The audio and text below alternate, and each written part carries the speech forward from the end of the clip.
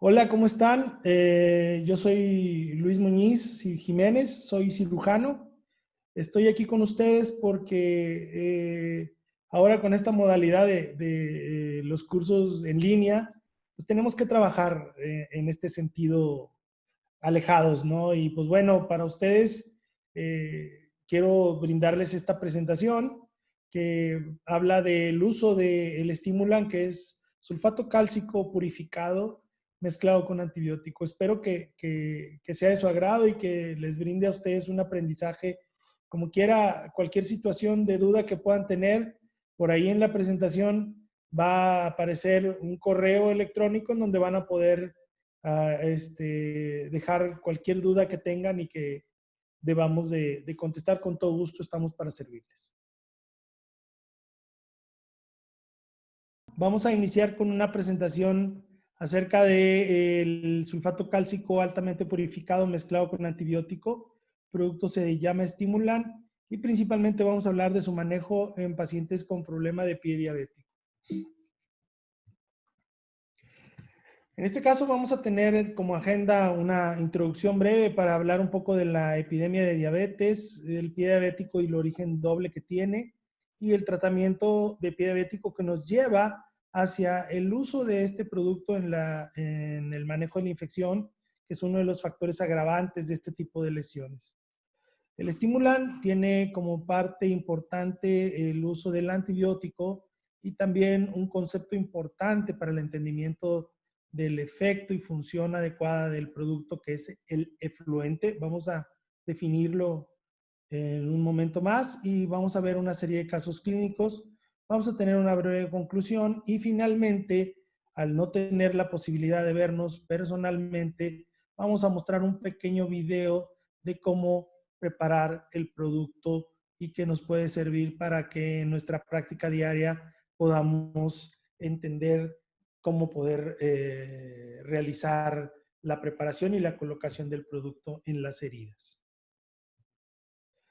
Primero que nada, tenemos que entender que existe un problema serio en cuanto al pie diabético y todo esto tiene como un origen la pandemia que hoy nos está atacando más gravemente, que es la diabetes como tal. En este libro de Yuval Noah Harari menciona claramente que, por ejemplo, en el 2012 hubo 56 millones de muertes en todo el mundo y habla de que 620,000 de estas murieron a consecuencia de la violencia, 800,000 de ellas, otras personas se suicidaron y fue 1,5 millones de personas que murieron a consecuencia de la diabetes. Y él menciona una frase que me impactó mucho, dice que al día de hoy el azúcar es más peligrosa que la pólvora y eso pues está demostrado por estas estadísticas que les menciono. En México tenemos una prevalencia de diabetes mencionada por las instituciones oficiales del 10%, 10.2%. Más sin embargo, en el libro del diabetes, Atlas de Diabetes, se menciona que la diabetes está teniendo una prevalencia en nosotros alrededor del 13.5%. Y esto, pues obviamente la tendencia es a incrementarse. Tan es así que al día de hoy somos el sexto país mundial con mayor número de adultos diabéticos y la tendencia sigue hasta el 2045, siguiendo como el sexto lugar en este tipo de padecimiento de la diabetes. Y a pesar de lo que podamos pensar, realmente desde hace poco tiempo empezamos a tomar importancia en cuanto al concepto del manejo del pie diabético.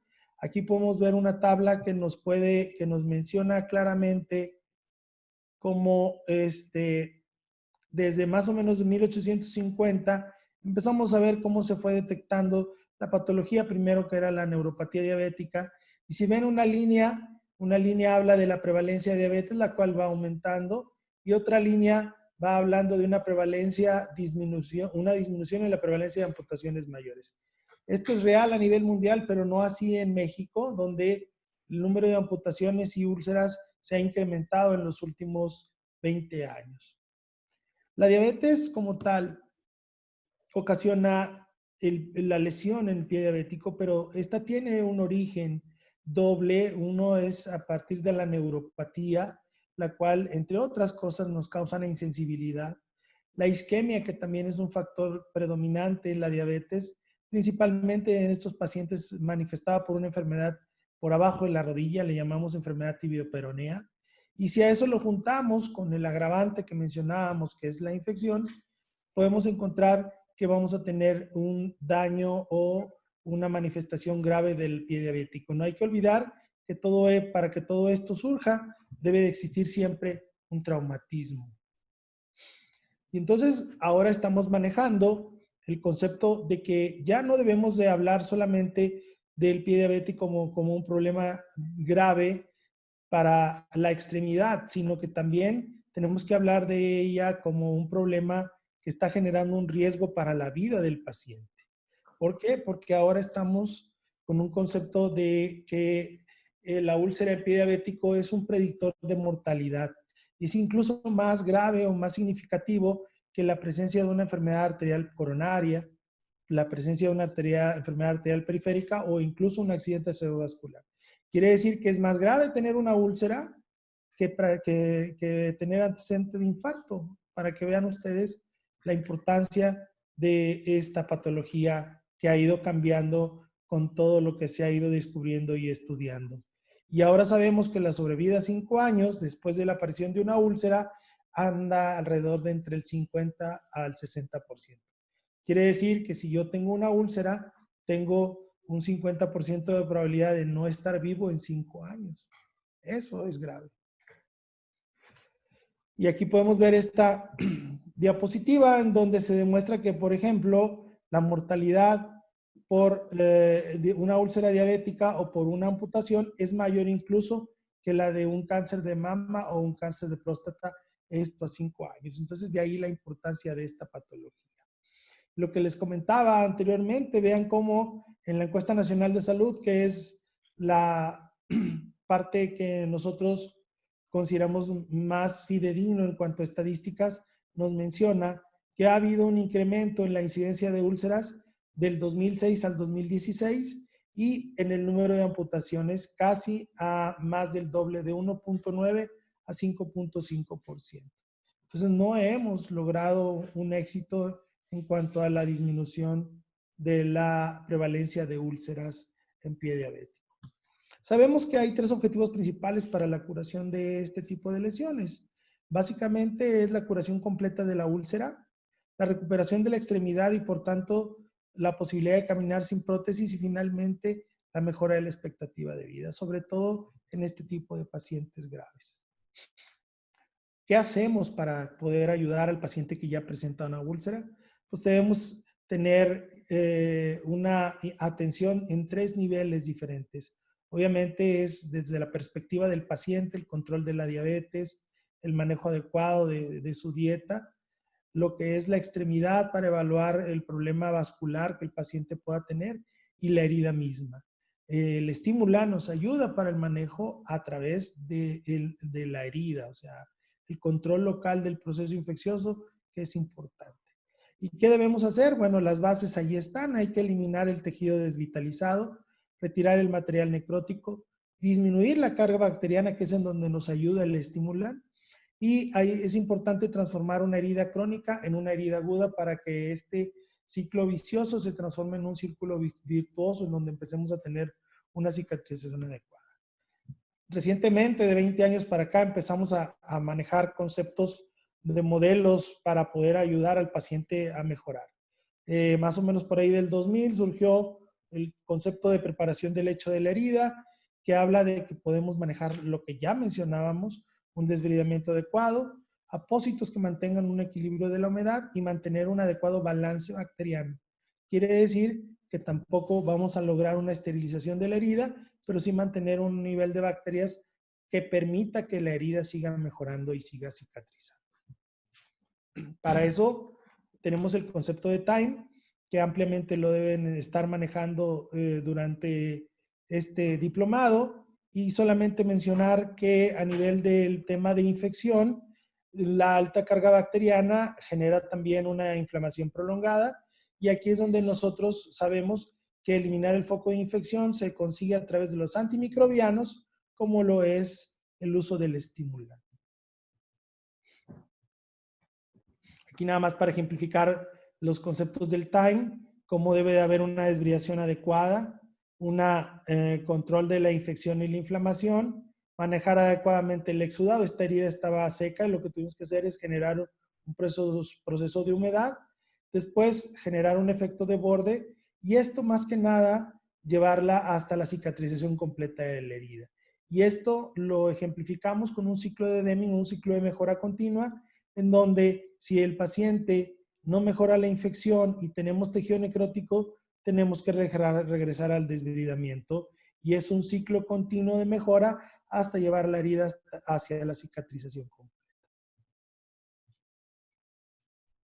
Pero la infección es el punto que nos toca a nosotros hablar el día de hoy. Cuando hablamos de un pie séptico, definimos este como la presencia de un absceso o secreción purulenta a nivel del tejido blando profundo o incluso en el hueso y a menudo amenazan la extremidad, pudiendo conducir a una amputación mayor. La tasa de amputación en presencia de una úlcera se acompaña de una infección grave y eso amenaza la extremidad y ha sido reportado hasta en un 50% de los casos. De ahí la importancia. La infección, la frecuencia de la infección o la presencia de infección es el factor más determinante que se relaciona con la cronicidad de una úlcera. Es la causa principal de una amputación, incluso más allá de la isquemia, y también es la gravedad el predictor más significativo de mortalidad en este tipo de pacientes. Aquí tenemos un concepto que hemos ido cambiando en el tiempo.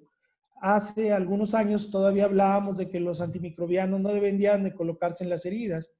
Y cuando vemos un concepto de la Asociación Americana de Enfermedades Infecciosas del 2012, ellos en la guía, en el punto número 43, decían: no recomendamos el uso de antimicrobianos tópicos para el tratamiento de la mayoría de las heridas no infectadas. Pues nadie recomienda un antimicrobiano para este tipo de heridas. Pero ¿qué tal en esta, que es la misma? Aquí es importante entender que lo que se nos dice es que no usemos antimicrobianos cuando la herida no lo requiera. Esa es la parte importante que hay que entender.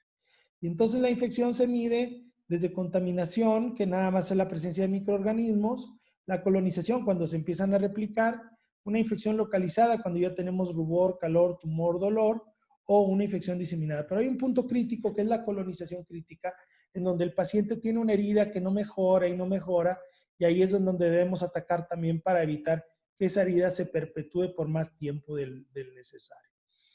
Esta colonización crítica hace que las heridas no sanen y las colonias bacterianas que se encuentran ahí se vuelven resistentes a los antibióticos y dan muchos problemas para la cicatrización. Ese concepto lo van a manejar mucho, es el concepto de la biopelícula, que obviamente estas biopelículas o biofilm son las que generan unas heridas que la tendencia es a la no cicatrización. Lo que tenemos que hacer es un proceso de disrupción física del biofilm con limpiezas frecuentes, pero lo que queremos hacer es desaparecer ese biofilm. Y aquí tenemos esta guía donde nos dice que si sospechamos un biofilm, hay que reducir esa cantidad de biofilm, desbridando y limpiando vigorosamente, pero aquí podemos ver cómo nos recomienda el uso de antimicrobianos secuenciales tópicos, que en este caso los colocamos a través del estimulan cuando este tiene antibiótico. Vamos a hablar del uso de las perlas de sulfato cálcico impregnadas con antibiótico.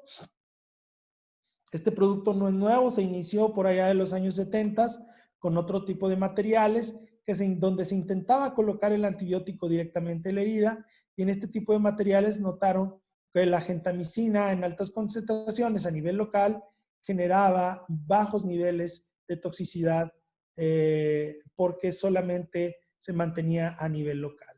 El problema con estos productos fue que el fraguado de estos era dependiente de calor, generaba hasta 100 grados centígrados de calor, y eso hacía que los antibióticos se inactivaran, y por lo tanto había muchos antibióticos que no podían ser utilizados con este tipo de materiales. Se está usando este tipo de material, el sulfato cálcico sintético impregnado con antibiótico, para entregar localmente este antibiótico que está colocado al interior de estas perlas, y entonces lo que vamos a conseguir al momento de la liberación son altas concentraciones de antibiótico a nivel local, con concentraciones sistémicas mínimas, lo cual disminuye el riesgo de la toxicidad de los antibióticos. Y vamos a brincarnos todos los órganos que nosotros, cuando damos un antibiótico intravenoso o vía oral, tiene que pasar por el aparato digestivo, distribuirse por todo el organismo. Y aquí lo que hacemos es llevamos directamente el antibiótico a grandes cantidades hacia la herida. Y aquí, por ejemplo, tenemos este tipo de estos trabajos. Por ejemplo, aquí tenemos una hipótesis donde la combinación de las perlas de sulfato cálcico impregnados con tobramicina y una matriz ósea desmineralizada evitaban el establecimiento de infección. Este estudio, como tal, demostró que este material impregnado con antibiótico se podía usar de manera efectiva para tratar la infección de un modelo de fractura contaminada. En este otro estudio se inoculó Staphylococcus aureus meticilin resistente a las metáfisis de conejos y se les permitió que la infección progresara durante 3 semanas. Luego se removió el tejido necrótico y se colocó el estimulan más moxifloxacino, y esta mezcla demostró que era un potente para la erradicación de esta infección localizada. Y entonces tenemos que el sulfato cálcico puro, al ser mezclado con antibiótico, ofrece grandes beneficios, pues es 100% biodegradable. Incluso yo pudiera atreverme a decir que cuando lo colocas encuentras un efecto antiinflamatorio directo sobre la herida. De alguna forma, la colocación del sulfato cálcico desinflama la herida, da niveles de elusión, que la elusión es la liberación del antibiótico en cantidades bastante previsibles. Es osteoconductivo, puede generar formación de hueso, tiene capacidad de rellenar los espacios muertos, y la ventaja más grande es que libera hasta 200 veces más de la concentración mínima inhibitoria por hasta 42 días. Esto es in vitro. Nosotros hemos visto que en realidad estimulan la perla, dependiendo del tamaño, se puede ir degradando y durar desde 3 hasta 5 semanas, variando especialmente dependiendo de la cantidad de líquido que genere la herida. Si una herida muy húmeda, el estimulan se degrada más rápido. Tenemos este punto de la guía de la Sociedad Americana de Infecciones, que ya lo mencionábamos, y vean cómo del 2012 al 2016 esta misma guía cambió en sus conceptos, y ahora en el 2016 dicen: un número limitado de agentes antimicrobianos tópicos comercializados pueden ser útiles para la prevención y posiblemente incluso para el tratamiento de las infecciones leves. Para las heridas quirúrgicas profundas, perlas impregnadas con antibiótico pueden suministrar altas concentraciones de antibiótico. Y como siempre se protegen, y dicen: en la actualidad los datos son limitados para recomendarlo y se necesita más investigación. Pero bueno, ya cambiaron su discurso y ahora dicen que estas perlas pueden ser útiles para el manejo de infecciones a nivel local. También hay otros artículos como este del 2015 que menciona que el antibiótico incorporado a tabletas produce altas concentraciones de antibiótico y puede representar un enfoque innovador que ya nosotros hemos visto que funciona. Incluso libros como este de Rutherford mencionan que estos complementos, como las perlas antibióticas degradables, incrementan la eficacia del manejo de infecciones o de injertos contaminados, que es básicamente el tema que ellos tratan a través del uso de las perlas en injertos vasculares. Aquí hay otros estudios que mencionan también el efecto, y pueden ver cómo los pacientes que ellos manejaron en caso de que tuvieran una contaminación de injerto protésico, en ellos, en todos los casos que utilizaron las perlas con antibiótico, tuvieron una resolución completa de la infección, tuvieron cicatrización completa y rescataron el injerto y la extremidad. Y eso es un resultado bastante favorable. También vemos cómo aquí podemos demostrar que las perlas tienen un efecto hasta por 40 días para control de Staphylococcus meticillin resistente o para Staphylococcus epidermidis. ¿Cómo vamos a preparar el antibiótico? ¿Cómo vamos a preparar el estimulant y cómo vamos a hacer que lo podamos colocar directamente sobre una herida? Lo que tenemos aquí es primero una preparación del sulfato cálcico mezclada con un antibiótico que sea en polvo. Aquí podemos, al mezclarlo, colocar suero fisiológico para la preparación o que frague el producto, o material líquido puede ser otro antibiótico como lo hacemos nosotros. El antibiótico en polvo manejamos la vancomicina y el antibiótico líquido lo manejamos la gentamicina, y esta mezcla ya entonces tiene dos antibióticos como tal. Ya cuando tenemos formada una pasta, la colocamos en un molde y cuando se seca y fragúa encontramos la presencia de las perlas. Esto puede ser mezclado con múltiples antibióticos, casi todos. La diferencia es que el tiempo de fraguado es diferente, como pueden ver aquí, y cada uno de ellos debe de ser evaluado dependiendo de la experiencia de cada uno de nosotros, dependiendo de cómo lo queramos utilizar. Hablando del efluente, el efluente es ese líquido que les mencionaba. Es un mecanismo de liberación del producto. Esta perla requiere un ambiente húmedo. ¿Por qué es importante mencionarlo? Porque, por ejemplo, existen heridas que están secas, como las heridas isquémicas, en donde no va a haber una liberación del antibiótico y entonces el efecto del producto no va a ser favorable. Entonces debemos de generar la colocación de la herida donde exista liberación del líquido intersticial, el cual hace que se degrade gradualmente este sulfato cálcico, liberando así la dosis de antibiótico. Y lo que tenemos es el suero mezclado con el sulfato cálcico nos va a dar un líquido blanco, lechoso, que a veces puede confundirse con material purulento, pero hay que entender que ahí hay una gran cantidad de antibiótico que está destruyendo las bacterias. Ahora vamos a ver algunos casos clínicos que hemos realizado con la utilización del producto, y durante esta presentación de casos vamos a tratar de ir dando algunos tips acerca de su colocación.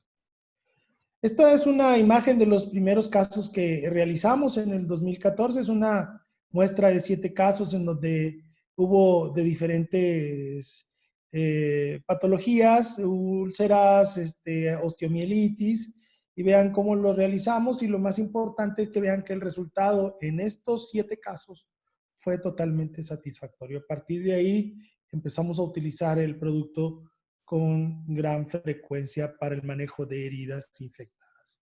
¿Y en qué tipo de heridas lo manejamos nosotros? Bueno, siempre lo usamos cuando existe una opción de cierre de una herida que podemos desbridar adecuadamente, manejo de algunas heridas complejas como las que vamos a ver ahorita, como adyuvante en el manejo de la osteomielitis, que también es importante para nosotros esta funcionalidad, y finalmente cuando tenemos alguna amputación complicada que existe un riesgo alto de infección del sitio de la herida, lo manejamos para evitar ese riesgo. Aquí podemos ver, por ejemplo, en este caso, un paciente que tenía un absceso en la pierna posterior a un traumatismo, y ahora se generó una fístula y estaba drenando el absceso con una salida de material purulento. Ustedes pueden ver cómo a la exploración este estilete entraba por completo en la herida, hicimos un drenaje de la misma y ustedes pueden ver cómo el hematoma infectado estaba a todo lo largo de esta lesión, y aquí pueden ver cómo quedó después de un tiempo de estar realizando curaciones. Aquí lo que vimos fue la posibilidad de realizar un cierre primario. Aquí pueden ver en este video cómo lo que hicimos fue colocar las perlas. Aquí la verdad se ve bastante pequeño las perlas porque eran las primeras que fabricábamos, entonces fueron pequeñitas, las suturamos y pueden ver aquí la evolución de las perlas y posteriormente cómo desaparecieron en una radiografía de control. Aquí pueden ver la evolución de la sutura, cuando retiramos la sutura, y después ya cuando observamos una cicatrización completa. Otro caso parecido, un paciente con un problema venoso, presentó un hematoma el cual se infectó, un paciente diabético mal controlado. Vean cómo al drenar sale la sangre como material purulento. Esta fue la zona de drenaje. Aquí vean cómo las perlas ya nos quedaron mejor, más preparaditas, de mayor tamaño. Realizamos un cierre de la herida y aquí vemos cómo ya cicatrizó adecuadamente. Una de las cosas importantes a mencionar es que cuando tenemos estas suturas, que nosotros realizamos una sutura para evitar la tensión a nivel de la herida, puede haber algo de fuga de líquido por este tipo de sutura, y entonces nosotros podemos ver que está saliendo un material blanquecino, y podemos decir, oye, es que está infectada la herida. No, ese es el tipo de líquido que produce la utilización de las perlas. Lo que hacemos en ese caso es generamos unos puntos para evitar que ese líquido que llamamos efluente se fugue. Aquí vemos una paciente con una antecedente de haber sido atropellada, presentó una fractura de cadera y un hematoma muy severo, el cual se drenó a través de la ingle y el cual tuvo un absceso que fue tratado con terapia de presión negativa. Lo cerraron, pero fistulizó y seguía drenando material purulento. Después de 4 meses acude con nosotros y lo que hicimos fue colocar las perlas para mantener un control de la infección y vean cómo posteriormente cerramos y eso logró controlar la infección y logramos que la herida cicatrizara sin problema. Entonces a esto es lo que nosotros decimos que cuando es posible cerrar la herida, lo hacemos.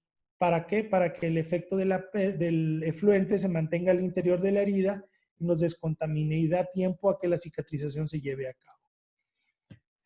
Este hombre masculino mal controlado refiere que una semana antes había realizado un esfuerzo y sintió un dolor súbito a nivel de la cara lateral del muslo y presentó este hematoma infectado también en la herida. Vean cómo encontramos aquí una inserción del tensor de la fascia lata, el cual estaba totalmente infectado. Pueden ver aquí cómo está el tendón ya resecado. Le estuvimos realizando curaciones hasta que logramos un control completo de la infección, pero pues ahí tenemos una herida que se iba a tardar en cerrar y lo que hicimos fue un cierre por tercera intención con esta herida, colocando las perlas para cerrarla y entonces lograr una cicatrización más rápida. En estos casos lo que hemos estado usando son las perlas impregnadas con vancomicina más gentamicina, que son los antibióticos que en forma empírica estamos manejando. Hay que recordar que el antibiótico se libera 200 veces más allá de la dosis mínima inhibitoria, entonces nos ayuda mucho al control. Aquí podemos ver que tenemos un apósito secundario, el cual se suturó para que las perlas se contuvieran al interior de estas heridas. Pueden ver cómo logramos que las perlas estuvieran directamente en la herida, pero obviamente aquí lo que tenemos que hacer es evitar que el paciente apoye porque estas perlas se iban a destruir al momento de que apoyara. Y aquí pueden ver cómo después de un tiempo quitamos el apósito secundario y vean cómo las perlas se encuentran incrustadas al interior del tejido de granulación. Aquí pueden ver otras perlitas y vean cómo la evolución fue favorable a rumbo al cierre de esta herida. Aquí vemos un paciente de 41 años mal controlado, diabético, que tiene una fístula y esto se veía nada más como una lesión a nivel del dedo, pero al momento de explorarla, vean cómo tiene una fístula que sigue el trayecto del tendón flexor. Entonces, pues esto no iba a cerrar rápidamente, entonces lo que hicimos fue un drenaje, retirar el tendón que estaba contaminado, colocar perlas a su interior. Esto permitió que la herida se mantuviera sin datos de infección hasta su cicatrización completa. Otro caso de una herida compleja, un paciente de 56 años diabético que golpeó a otra persona y el diente de esa persona le ocasionó una lesión, la cual se infectó y tuvimos que hacer un drenaje completo de la herida. Aquí intencionadamente se realizaron perlas más pequeñas con la intención de poder lograr el rescate del tendón que estaba infectado a este nivel. Y vean cómo dentro de las ventajas, pues hubo un menor uso de antibiótico, menor tiempo de recuperación, menos uso de recursos hospitalarios, menor tiempo de incapacidad y mejores resultados funcionales. Fueron los que logramos en este tipo de heridas. Aquí vemos a este paciente con una osteomielitis. Les platicaba que manejamos el producto Stimulan como coadyuvante el manejo de la osteomielitis. Aquí había una infección severa en el hueso, el cual se extrajo, se hizo un curetaje óseo y después de esa desbridación, lo que colocamos fueron las perlas, las cuales se fijaron con un apósito secundario. Como pueden ver, la evolución hasta el cierre completo de esta herida con una muy buena evolución. Aquí tenemos un tendón de Aquiles, el cual estaba contaminado, habían intentado drenar en una forma limitada, lo cual no fue suficiente. Aquí nosotros lo que hicimos fue una desviación completa con una resección del tendón de Aquiles y así fue como quedó posterior a esa resección. Aquí lo que hicimos fue un cierre parcial hasta donde se fue posible. En la parte inferior no era posible realizar un cierre. Colocamos perlas y cerramos y eso nos aceleró el proceso de cicatrización. El día de hoy justo vi a este paciente ya con la herida cicatrizada. Por ahí después ya colocaré la foto con el cierre completo. Aquí vemos a este paciente de 63 años, diabética mal controlada con una úlcera plantar, pero aquí pueden ver en este video cómo se observa un movimiento de algo al interior de la herida. Lo que tenía eran larvas de miasis y lo cual pues era que estaba totalmente contaminada, con un hueso totalmente destruido. Aquí hicimos una resección y aquí ya fuimos un poco más aventurados y lo que hicimos posterior a eso fue colocarlas, hacer el curetaje óseo, colocar las perlas de sulfato cálcico impregnadas con antibiótico y cerrar. Entonces, vean cómo una herida que estaba totalmente abierta, se le colocaron las perlas al interior de esta área y cerramos la herida, lo cual nos favoreció la cicatrización de la misma. Aquí pueden ver las ventajas muy similares a las anteriores. Básicamente lo que hacemos es disminuimos el tiempo de cicatrización de estas heridas. Otra osteomielitis, aquí fue la resección del hueso. Vean cómo este espacio muerto fue rellenado con las perlas. Y aquí pueden ver cómo al no poder cerrar, realizamos una técnica mixta donde cerramos la herida hasta donde pudimos y luego colocamos un apósito secundario para contención de las perlas al interior de la zona. Y aquí podemos ver ya la herida completamente cicatrizada. Las amputaciones, la decisión de una amputación siempre debe de ser hacia un área en donde ya no vayamos a tener riesgo de infección. En este tipo de pacientes, como estamos viendo aquí, a lo mejor viendo esto, hay una alta probabilidad de infección a nivel, si le haces una amputación de tipo transtibial. Entonces, aquí, para evitar ese riesgo, lo que nosotros estamos haciendo es colocar perlas y rescatarle, por ejemplo, en este caso, al paciente la rodilla. Pueden ver ustedes cómo se le realizó la amputación, se colocaron las perlas, aquí se ven al interior de la herida, ¿sí?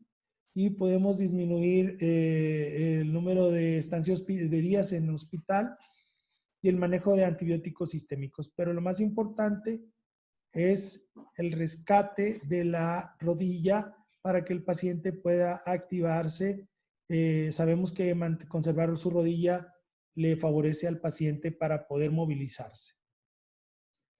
Pudieran decir, bueno, pues este caso que mostró el doctor, pues es un garbanzo de libra, pero aquí tenemos otra paciente igual, con una contaminación, que llega a incluso a verse algo de eritema a nivel de la tibia, como pueden ver aquí. Entonces el riesgo de hacer una amputación transtibial era alto para una infección de la herida, y con estos pacientes de alto riesgo, lo que nosotros estamos haciendo, de nuevo, vemos cómo se colocan las perlas.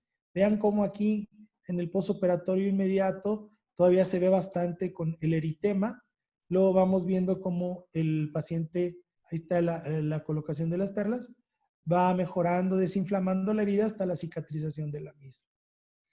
Aquí puede ser importante notar que no tiene un drenaje la herida. Lo que sucede es que lo que queremos es que el efluente se mantenga al interior para que haga el efecto antibiótico que queremos. Este paciente igual, altamente contaminado, con un alto riesgo para realizar una amputación transtibial, se hace la amputación con la colocación de las perlas. Vean aquí cómo está la evolución y bastante bien la herida después de la cirugía. Este es otro paciente que trae una osteomielitis del primer dedo. Podemos ver cómo le realizamos una resección del tejido óseo y quedó solamente tejido de granulación. Y aquí lo que realizamos fue la colocación de las perlas y un cierre. Aquí, por ejemplo, técnicamente era muy difícil colocar un cierre adecuado. Sin embargo, estuvimos cuidándolo hasta que cicatrizó por completo esta lesión. Otro más, pueden ver cómo está aquí la osteomielitis del primer dedo, la resección ósea que queda totalmente hueco el primer dedo del pie, la colocación de las perlas. Aquí hubo una pequeña apertura, lo que hicimos fue colocar más perlas para después conseguir la cicatrización completa. Otro más, igual, es el mismo caso, perdón, aquí donde está la fuguita de perlas, vean cómo colocamos más perlas al interior y cerramos esa herida. Otra herida compleja, como pueden ver que está totalmente abierto, separado del quinto dedo. Aquí le colocamos perlas y realizamos un cierre mixto.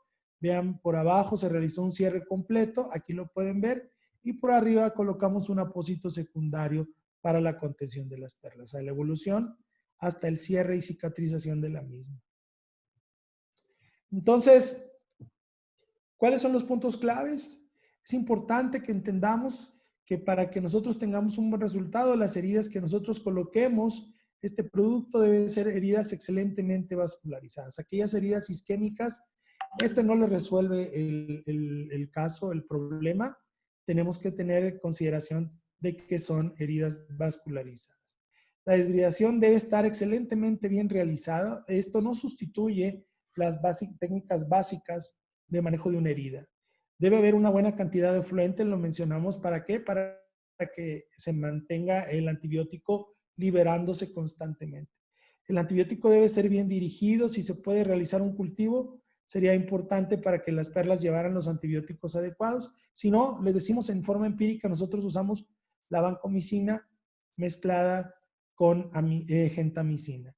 Y obviamente la preparación técnica debe ser adecuada porque deben estar bien fraguadas. Si las perlas están generando una pasta y no termina de fraguar, se va a perder el producto rápidamente.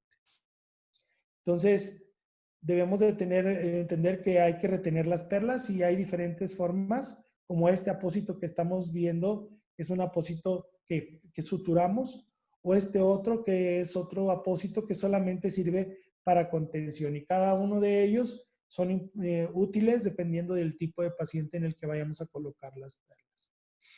Y entonces el estimulan más antibiótico es un adyuvante en el tratamiento de la infección. Está aprobado para su aplicación directa sobre el área afectada y desde mi punto de vista muy particular no debe utilizarse en pacientes con datos de isquemia. Entonces,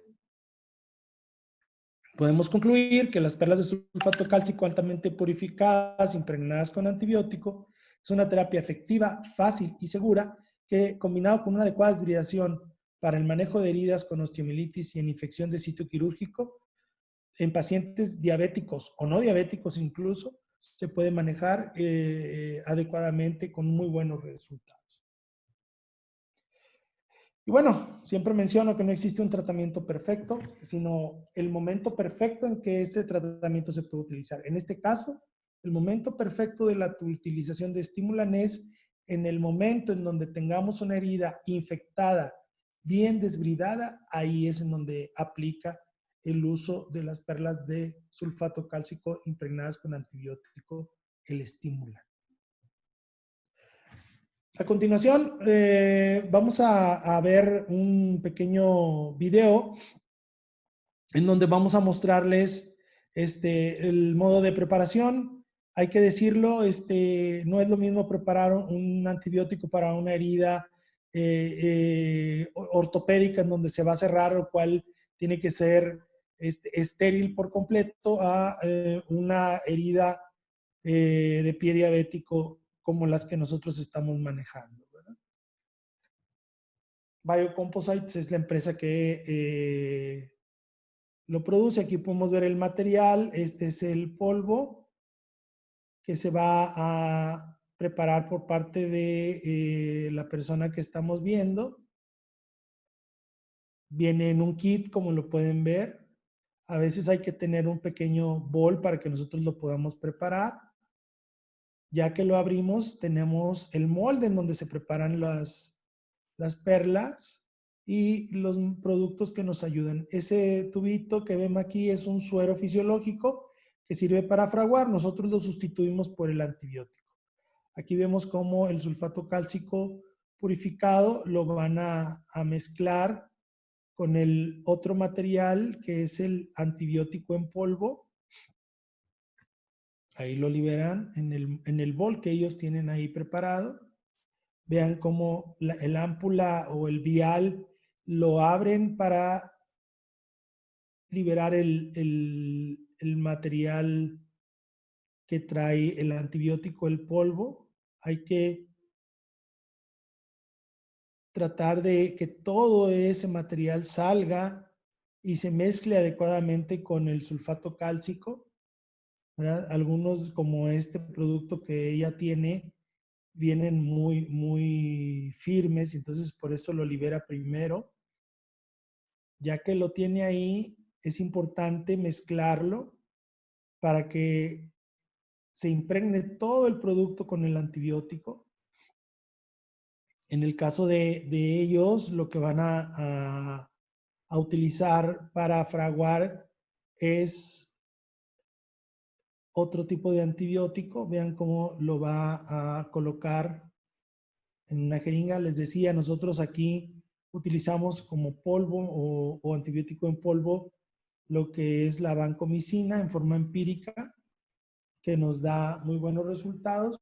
Y el antibiótico que utilizamos en modo líquido es la gentamicina.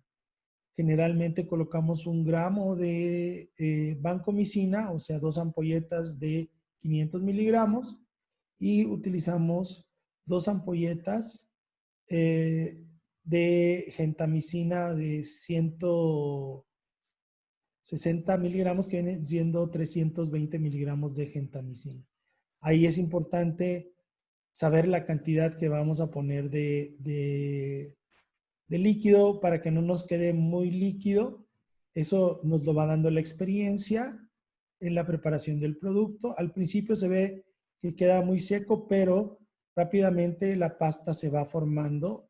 Entonces esa pastita que se forma es la que colocamos directamente sobre el molde y luego le damos el tiempo para que fragüe.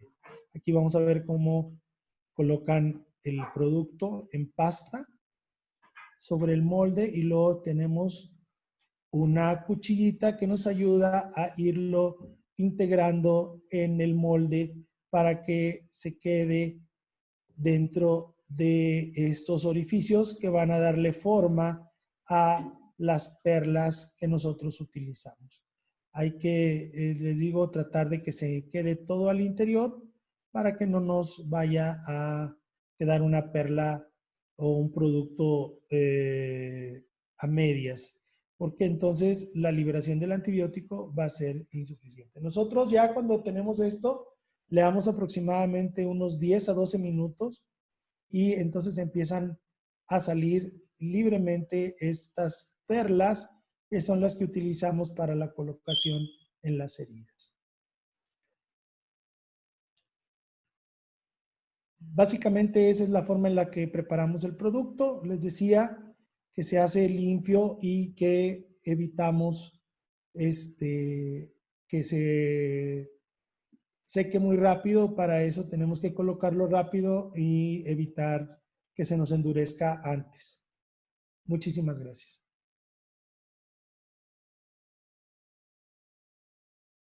Hola, doctor. Buenas tardes. Le quiero externar algunas de las preguntas que frecuentemente nos hacen. Comenzamos con, ¿el uso de antisépticos desactivan el sulfato de calcio?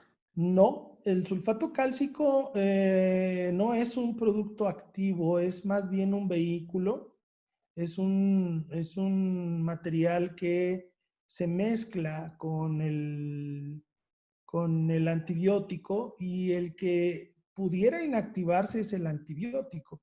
Pero el sulfato cálcico al momento de estar fraguado solamente con el contacto con el líquido o el efluente que le llamamos, va liberando constantemente el antibiótico y eso es lo que favorece el control del proceso infeccioso en la herida. Pero el sulfato cálcico como tal no tiene un efecto activo dentro de la herida, tiene un efecto de ser el vehículo para la liberación del antibiótico. En la fase de granulación, ¿es recomendable retirar el estímulo? En algunas heridas las áreas se mezclan y tenemos puntos de tejido de granulación con puntos de tejido sucio o llamémosle contaminado, ¿no? El estímulo lo que favorece durante su colocación es que todo ese tejido se conserve sin datos de infección. Entonces, realmente no es necesario retirarlo, pero hay que entender que lo que estás haciendo con la herida es controlar un proceso infeccioso. Si la herida está granulada, pues el estimulan con más antibiótico ya no tiene una razón de ser dentro de la herida. El estimulan se coloca en heridas que tienen alto riesgo de infección o que acaban de ser desbridadas y lo que quieres es evitar que la contaminación que existe en la herida promueva un nuevo avance de la infección clínica, ¿no? La idea no es que esté granulado, no, hay heridas granuladas que están contaminadas a través de un biofilm y ahí el estimulan es bastante útil. ¿La forma de la perla genera algún tipo de laceración muscular o laceración en la misma herida al tenerla en contacto con una compresión, ya sea de un vendaje o de algún apósito secundario? No lacera el tejido, lo que sí puede suceder es que si la compresión es muy alta, esa perla al estar en contacto con la humedad se degrade más rápido, se vaya desgastando más rápido. Si el paciente, por ejemplo, tiene una lesión en la planta del pie y colocas las perlas, más que lacerar, lo que va a suceder es que se van a fracturar esas perlitas y van a perder su efecto porque en vez de durar por un lapso de tiempo más largo, van a inactivarse porque rápidamente se va a liberar el antibiótico y entonces vas a tener el efecto que querías tener a lo mejor en 4 semanas, lo vas a tener solamente por 1 o 2 días. Entonces, realmente lo que sucede antes que lacerar el tejido es que la perla se desgaste o se fracture y eso hace que la perla pierda su funcionalidad. También nos preguntan si el estimulan presenta algún tipo de secreción y si es así, ¿cómo debo de controlarla? La secreción de la colocación del estímulo más antibiótico es la base del éxito. Esa secreción se llama efluente. Es el líquido ceroso o el líquido que emerge de la herida mezclado con el sulfato cálcico y mezclado con el antibiótico. En algunos casos, por ejemplo, cuando tienes colocación del estimulan al interior de una herida que cierras, por ejemplo, cuando hay una prótesis infectada, que colocas las perlas alrededor de la prótesis y cierras, por esa herida, si no está bien cerrada, empieza a drenar un material ceroso, blanquecino, que pudiera ocasionalmente confundirse con material purulento. Mas, sin embargo, no es así. Ese líquido tiene un alto contenido de antibiótico y es muy importante conservarlo al interior de la herida, porque cuando tú cierras bien la herida, se mantiene la presión de ese líquido al interior y fluye por todos los espacios y eso favorece a que controles mejor la infección. Si tú dejas que ese líquido salga de esa herida, pues estás perdiendo el producto que quieres que se mantenga activo dentro de la misma, ¿no? Entonces, idealmente lo que hacemos cuando tenemos una fuga del material es colocar más puntos en la zona donde está fugando para que evites esa fuga misma, ¿no? Okay. ¿Es adecuado el uso de estimulan con terapia de presión negativa? Sí, sí, se usa en muchos casos cuando la herida está con una cantidad importante de secreción y si esa secreción está generando mucho problema, con heridas abiertas que puedes colocar las perlas, hay que entender que el antibiótico se mantiene al interior de la herida y la humedad que la misma presión negativa genera favorece, le estimulan más. Sin embargo, hay que entender que la perla se va a degradar más rápido, ¿no? Entonces, en vez de tener un efecto a largo, un plazo de 3, 4 semanas, pudiera ser que dure menos, a lo mejor 1 o 2 semanas, pero sigue siendo un efecto muy favorable. Sí es una buena combinación, sobre todo en heridas muy grandes, muy complejas, hablando, por ejemplo, de un Fournier o algo así, logras colocar las perlas y mantenerlas a través del uso de la presión negativa y también obviamente obtienes el beneficio que te está ejerciendo la presión negativa dentro o al interior de la misma herida. Se potencian los efectos. Ok, perfecto. Doctor, ¿puedo utilizar Stimulan en combinación con apósito secundario, como sería el caso de plata? Sí, yo no recomendaría para la utilización de plata directamente como un efecto favorable, sino más bien el apósito secundario tiene el efecto de mantener las perlas al interior de la herida. Puede ser un apósito tan simple como un hidrogel, un hidrocoloide o algún apósito transparente que mantenga las perlas y mantenga la humedad al interior de la herida. Eh, Nosotros hemos usado bastantes apósitos desde suturados en el borde de la herida hasta apósitos que solo mantengan la perla al interior y incluso podemos colocar una gasa misma para contener las perlas sin problema, no pasa nada, no creo que haya problema para mantenerlos ahí, ¿no?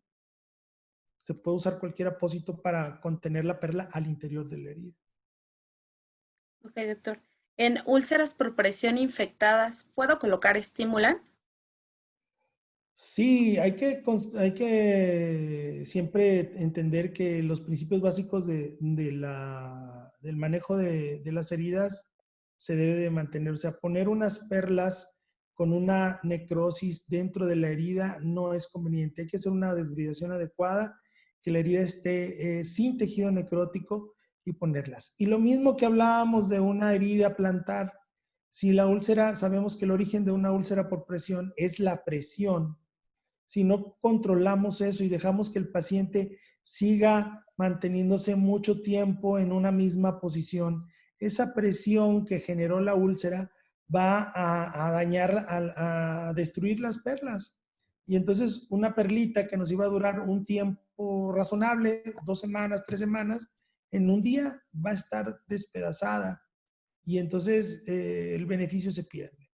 Entonces, si conservamos la herida con los principios básicos en donde el paciente debe de movilizarse frecuentemente, no apoyar directamente sobre la zona de la lesión, podemos colocar las perlas sin problema. Si caemos en el mismo juego de pensar que porque la perla está al interior de la herida se va a controlar rápidamente la infección, si no llevamos a cabo los principios básicos de cuidado de la herida, vamos a fracasar. Entonces tenemos que entender que la herida debe estar desbridada, limpia y habiéndole quitado ya el efecto de la presión que generó la misma úlcera. ¿Hay alguna contraindicación en el uso del sulfato de calcio en heridas? Ay, pues realmente como contraindicación pues sería el ser alérgico al material, o sea, que te genere alguna dermatitis por contacto o alérgico a algún antibiótico que genere alguna lesión. Pero personalmente lo he colocado en muchísimos pacientes y no he tenido ningún problema. A veces se macera un poco el borde cuando hay demasiada secreción, pero en general es bastante bien tolerado para todos los pacientes. Perfecto. Doctor, y como por último, esta pregunta es de las que más nos generan a veces controversia y sobre todo en pacientes que son con alguna función renal, el proceso de absorción como tal del antibiótico en forma local. ¿Qué es lo que pasa ahí? O sea, ¿cuál es la forma en que se absorbe para no dañar este tipo de órganos? La absorción está comprobado que es realmente ínfima, mínima por no decir cero. Entonces, el producto actúa a nivel local. No hay un grado de absorción y que pueda generar una vancomicina, ototoxicidad o una micacina, una nefrotoxicidad. No sucede porque el antibiótico se queda única y exclusivamente a nivel local. Entonces, realmente el producto genera un beneficio tópico a ese nivel. A nivel del paciente nefrópata es más tóxica la misma creatinina que el paciente genera. La creatinina elevada sabemos que genera una toxicidad en los tejidos y aquellos pacientes nefrópatas, el tejido en vez de granular se vuelve un tejido blanco sin efecto y eso es una consecuencia de la nefrotoxicidad del producto, de la creatinina. O sea, la creatinina genera que el tejido se vaya dañando, ¿verdad? Entonces, pero el producto como tal, el estimulan, no se absorbe y los antibióticos que libera el producto no se absorben en cantidades que se puedan absorber, son mínimas, eso está comprobado, hay estudios que lo demuestran y básicamente lo que estamos haciendo es colocar el antibiótico dejándolo en forma local para favorecer una limpieza de la herida tópicamente. O sea, no hay absorción que genere ninguna toxicidad al antibiótico propio. Ok, doctor, pues con esta pregunta finalizamos este segmento de preguntas. Le agradecemos mucho y pues quedamos a la orden. Muchas gracias.